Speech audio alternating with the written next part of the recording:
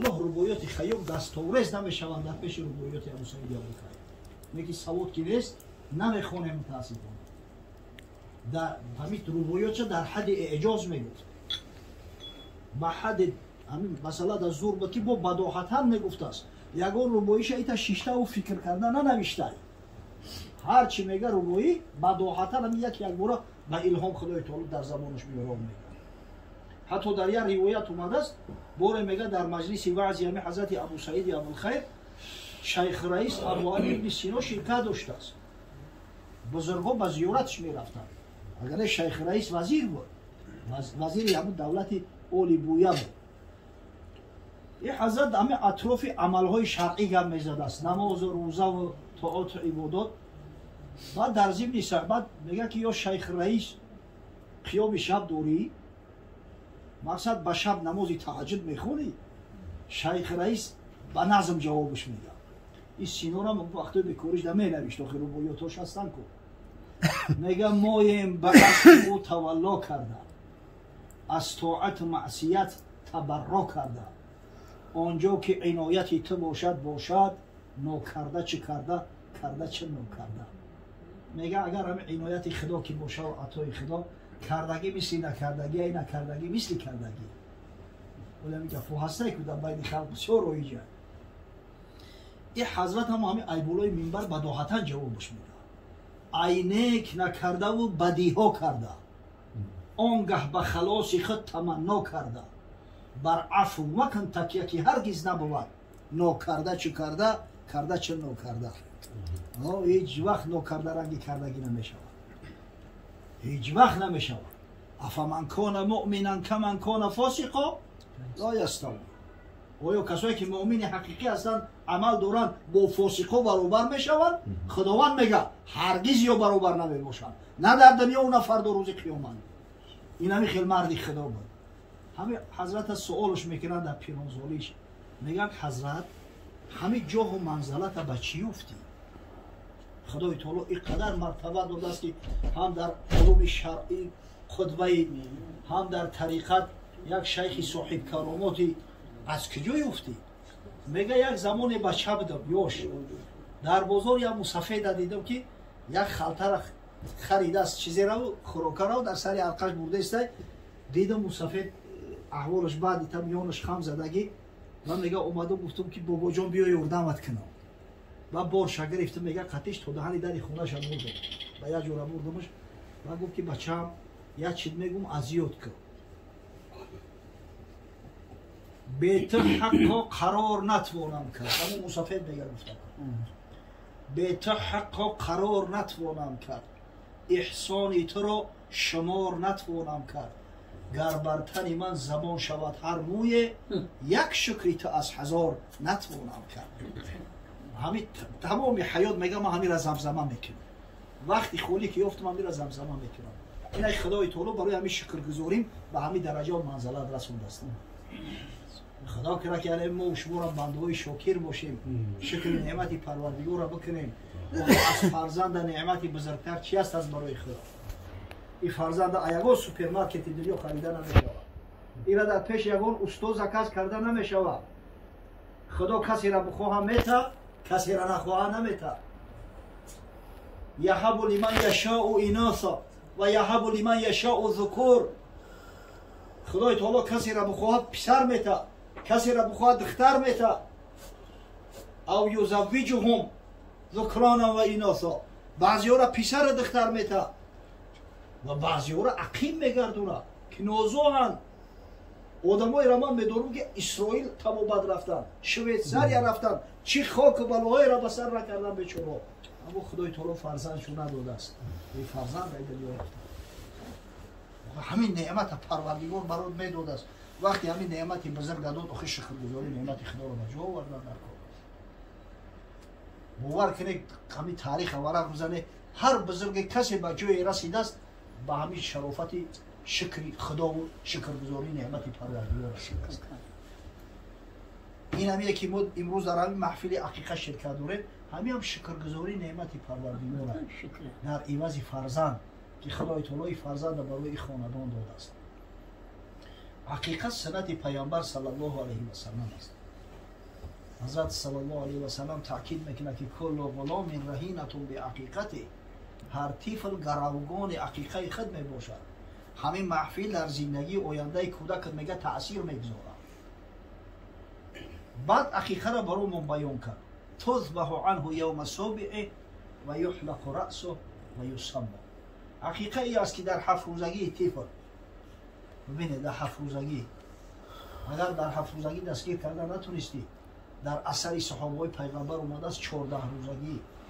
اگر در 14 اسپید نکردی، در 21 روزگی به خاطر شکرگزاری نعمت الله مول میکشی، مول ضبط میکنی، موی سر فرزند میتراشی و برای همون فرزند یک نام خوب و زیبای کتابی میگذاری. خدا را شکر که اخی اهل این خاندان از حکم عقیقه با خبر هستند، با هستند. برای همین دیگه صحبت مفصل نمیکنیم. اینا الحمدلله گوشت نوزنی زدیم، معلوم است که مولا کشتن. انشالله من یقین دارم که سری فرزند تراشیدن، اگر نتراشیده باشن امروز انشالله وقت از میتراشن. پرسیدم داوود جان که فرزند چینام کردی؟ گفت الحمدلله بعد 3 دختر خدای تعالی پسرک داد دست. این پسر نعمتی بزرگتر ای باور کنید، شکر ای بیشتر ای. برای پسرچه 2 گوسپند میکشن، برای دختر 1 تا بکشن، برای پسرچه 2 تا میکشن. برای در روی دنیا مسلمان نیست که ارزوی پسر داشتن نداشته باشن. خاصتاً خلق قومایی که میگن نوی ما که 4 تا این زپای میرود دفش که در کار است دختر خوبه. میگه خدا را شکر در دنیا اگر همین 2 میلیارد مسلمان باشه و صدها میلیون عائله باشه، یگان عائله نیست که ارزوی پسر داشتن نداشته باشن. برای اون که پسر در عائله مسلمان اگر تربیت خوب ببینه، او اون سقورتای پدر و مادر است. گویا خچت این سقورتا کم نیست. در اسلام سقورتا نیست. انا این سقورتای پدر و مادر و فرزندو های. برای همین قروزا بگه فرزند تربیت کردم. دست تو گیرد اگر افتیزی پای تو باشد اگر مانی بجای، عصا کشت میشود. حرکت کردن نتونستی سری حرکت میکنه میگیره میبرد میورد. این فرزند یعنی نعمتی بزرگه اخی. و شرطه که تربیت اسلامی ببینه، همین تربیت را ببینه. شکرگزاری نعمت الله عبارت از همین است که اولا همون فرزند عقیقه‌ش برگزار بسازی. ولی ما خدا را شکر میگیم الحمدلله کودک تولد چی در گوش راستش اذان میگیم، در گوش چپش قامت میگیم. کسایی که آگاهی و خبر دارن کودک تحریک میکنن. یگون چیزی که شیرین خرما باشه ای همه بهتر خرما ای میخوین اوی دهن شوقتی همون کامو که همون کودک شیرین میکنن. همین هم سنت پیغمبر صلی الله علیه و سلم. بعداً آدمای با خبر آگاه کودکی کلانتر شد، کلانتر که یعنی 7 روزه شد یا 14 روزه شد یا 21 روزه شد، انا محفل عقیقه‌ش برگزار میسازن.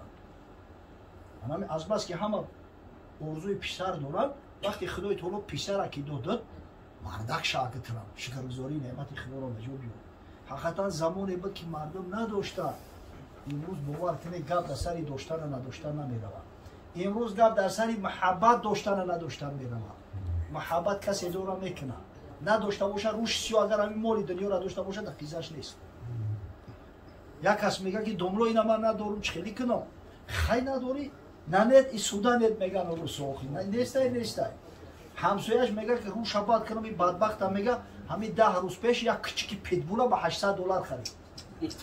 اینا ندارم. نمیم بری ایروز تطوری مسلمان پدنالا یک کچکی که او را غیری جنگ در یکان کار استفاده برده نمیشود. این پیتبول تدیه و این پرادای جنگی های اینا جنگش نداشت یکان روز همون بودکای صحیبش میخواه میکشه. اینا نه در چوپانی استفاده بردش میشود، نه این شکاری های، نه این خانه سوخته برای قراولی میشود. یک چیزی حرامه را که هر روز یک قیرات ثواب تکم میکنه به $800 بخری و یک گوسفندی را که $100 قیمت داره به خاطر احیای سنت پیغمبر نخرید. اینا غیرت مو، اینا جوان مردی مو. خدا کرده که نمی شکرگزاری نعمت پروردگار را بکنید. گفتم نامش چی موندی؟ داودا. گفت 4 وریانت پیشنهاد دادم. گفت انا پدر میگه که بابای حاجی شمس‌الدینش نام کرد. شمس‌الدین. انا یا предложение دیگه شده گفت که محمد انا یک تا دیگه سلیمان و میگم دخترچه خوردیم میگه عبدالله گفت چی گفته همین خیر من گفتم جورا اینا من پریاد کو میگم ای فضیلت کدومش انتخاب کنی بکن همش ان شاء الله نمای خوبه نمای کتابیه نه که ای فضیلت بگیریم یکم عبدالله دوم محمد سوم سلیمان چهارم شمس‌الدین بابا حاجی ولیعتی خود فصله دیگه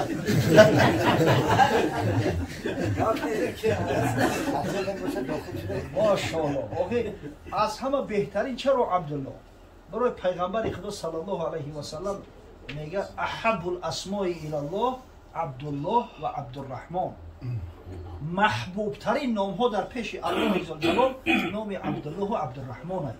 حدیث امام مسلم روایت کرده در صحیح مسلم که در برابر صحیح بخاری بسته میرا ببینید مریم نداره که از همه نامی بهترین است پیش پروردگار محبوب ترین است.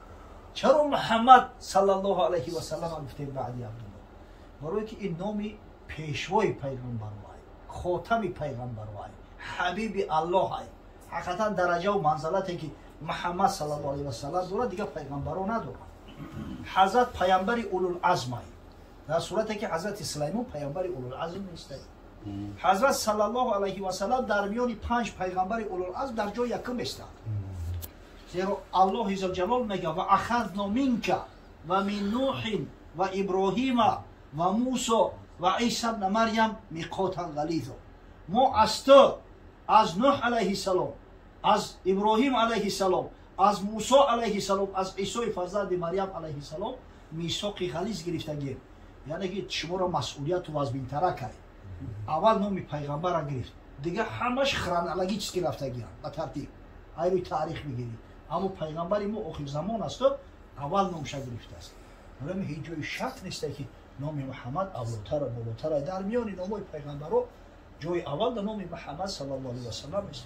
و خدا را شکر که مسلمان‌های امروزه را الحمدلله یک غیرت دارند، ناموس دارند، محبت دارند به پیغمبرشون.